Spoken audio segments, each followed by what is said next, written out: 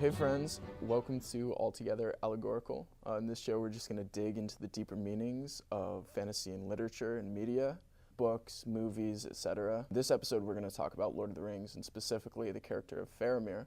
So I have with me my good friend Eric. He's a huge fan of Lord of the Rings and fantasy in general. He's read the books, watched the movies more than a few times, and more than just consuming them at face value, he really takes the deeper meanings, and I've gotten to talk to him a little bit and just see his perspective on him.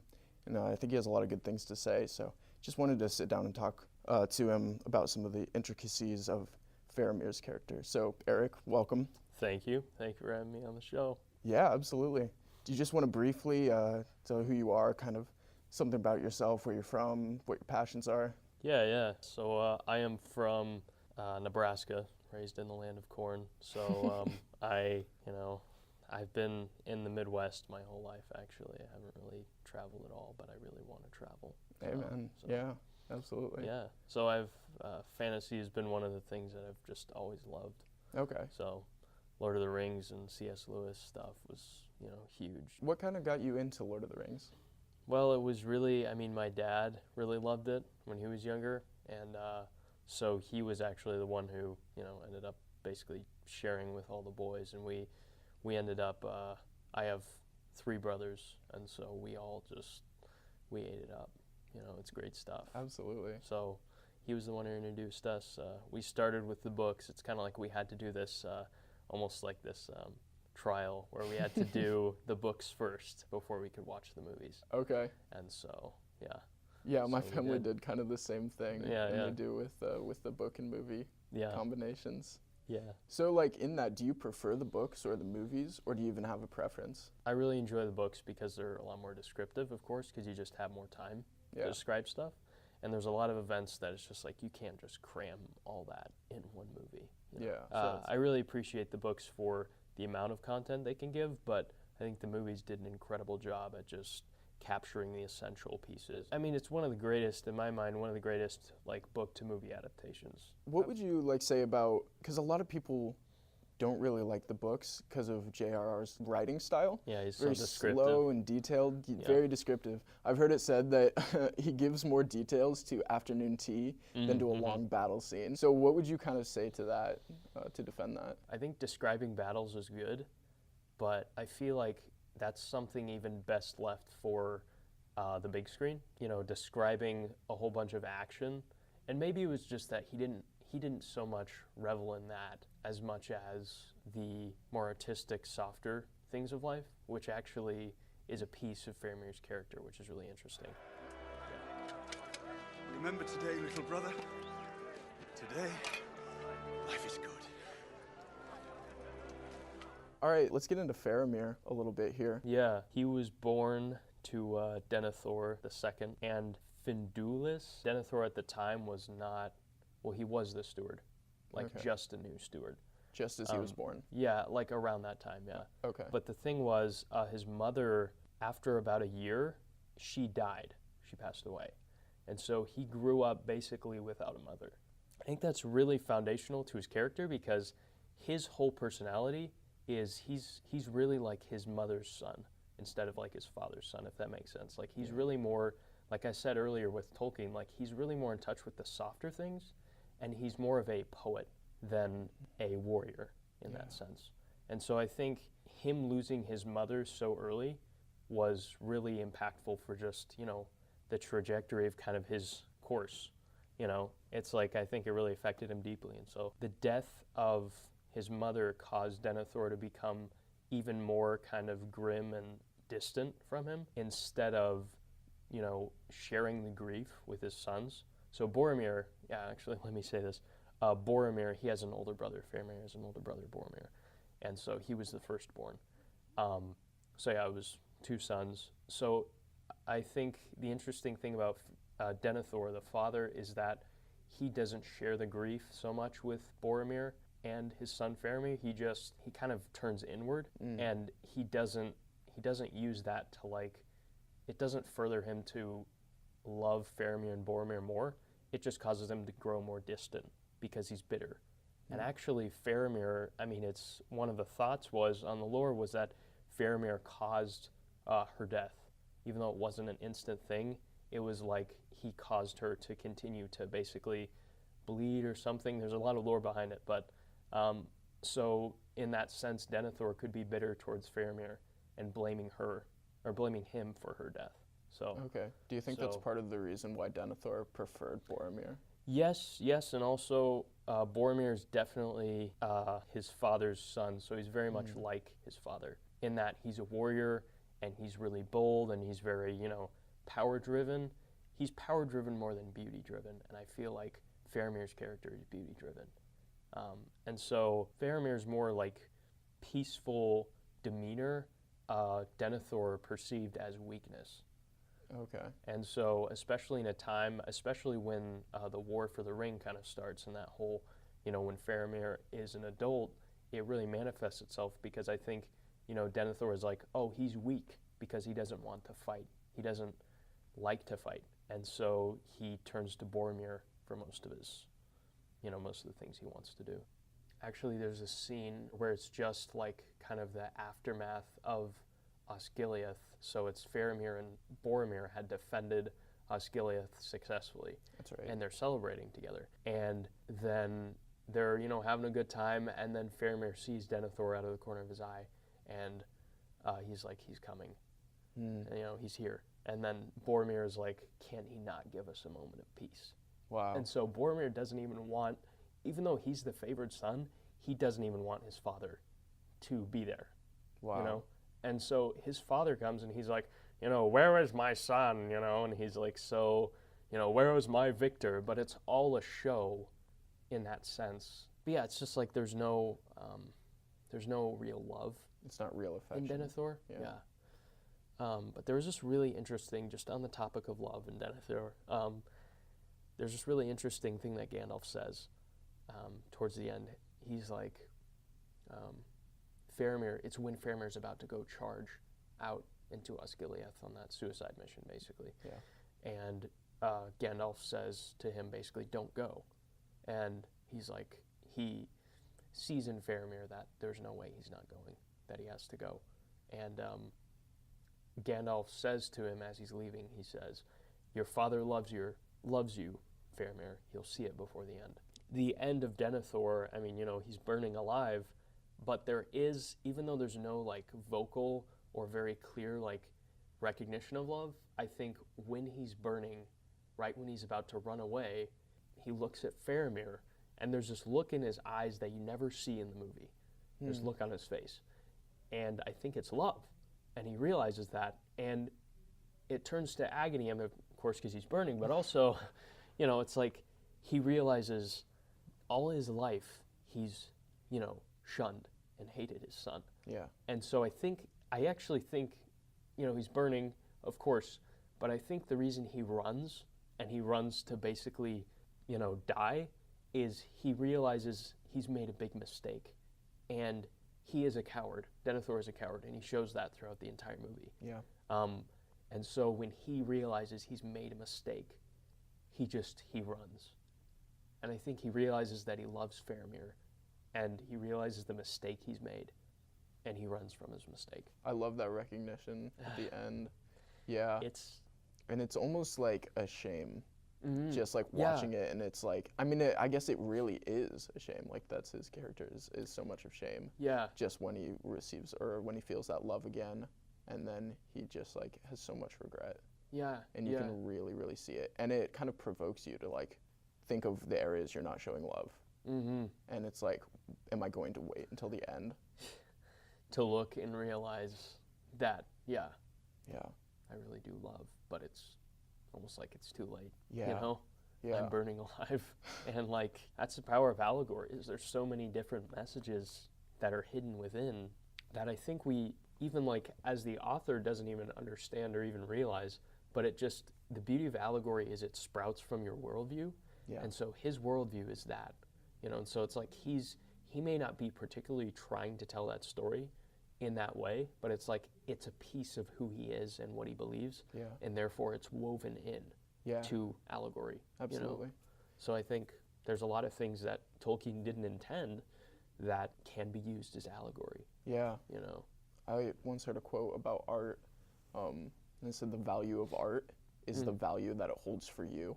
Yeah. And so it's different people finding different parts of a piece of art that they relate to and that they hold on to. Not necessarily that the artist even intended, Right. but that's the beauty, and that's the beauty of allegory. Yeah. I really like that we touched on that. Do you have any ways that you feel like you relate to Faramir and his character? Yeah, I actually feel like, out of all the characters, I feel like I'm Faramir the most. Wow. Because I'm definitely like a poet, and I'm not like Faramir's character. It's like he will fight when fighting has to happen, but he doesn't revel in it. Yeah. And he doesn't take pleasure in fighting. I mean, like I said before, he's beauty driven, and I feel like that's me as well. Like I'm just like I'd rather see beauty than have power, if that makes sense. Absolutely. And so I think for me, it's like seeing him as like this poet and like this person. Thankfully, I've had a great father, who's loved me and supported me through a lot of things. So thankfully, I can't relate to him on that page where it's like, a lack of love. But I can relate to him, I think, just personality-wise, and like the choices he makes a lot of them are just, and even just the older brother kind of situation. Yeah. Like I really look up to my older brother, and yeah. So actually, I do see myself in Faramir a lot. Yeah, that's really cool. And like, yeah, definitely talking about this character and about kind of his tender side. Like that's something I see in you a lot, actually. And just like a really, really good tender side, but also like the strength that comes with that. So you're not like someone who gets kicked around. Kind of the first thing that I think we ever talked about on the first day of orientation for IHOPU was like I came up to you and I asked why you did the Media Institute, and you said, I love the beauty in art, and I want to win it for God. I want to redeem the arts, and that was like so awesome. And I really see that in this character and like how you relate to that. Yeah. So that's really cool. I think at last we understand one another, Frodo Baggins. You know the laws of our country, the laws of your father. If you let them go, your life will be forfeit. Then it is forfeit. How can we relate Faramir to biblical themes? I mean, I think a huge part, like we've said before, his humility.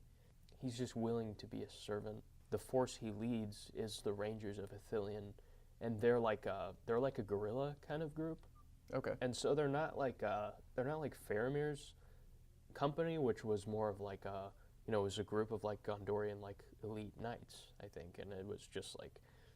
So you've got Faramir's group is like in the shadows, doing a lot of the work actually.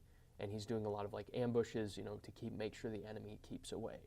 And he's kind of like the border patrol, but he uses guerrilla warfare. And so it's like he and his rangers are not like recognized as much as Boromir. Yeah. Because they're not charging head on into the battle like Boromir.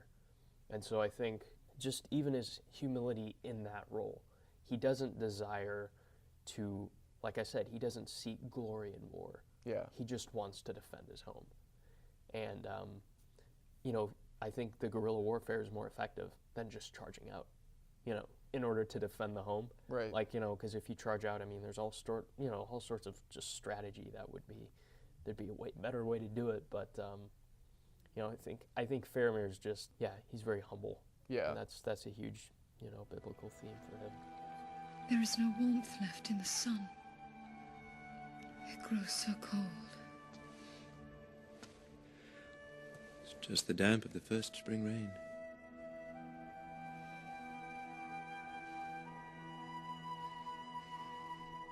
I do not believe this darkness will endure. And I love the end of his story too. I read something interesting about comparing him to Aragorn, which is interesting because they don't really interact much. Right. But the connection was Éowyn, because Éowyn was first going after pursuing Aragorn in a romantic sense. Yeah. And then she ends up with Faramir. Yeah. Which it's been a while since I've read the books, so I don't remember this too well. But do you have anything about that? Just kind like their relationship. Yeah. just as it, like, Éowyn and Faramir, or Aragorn and Faramir, like, as a... Yeah, I think the bigger thing is, I thought it was interesting. I don't know if I agree. Do you agree if there's, like, comparison to be drawn there? Like, if that's even worth going into? Yeah. I mean, I like Faramir a lot better, actually, than Aragorn. Okay. I think he's cooler. I think he's just, like, a better... it's like Aragorn's the rightful king, but I, like, kind of wish Faramir was the rightful king, because I just feel like he'd be a better king. Okay. Why do you feel like that?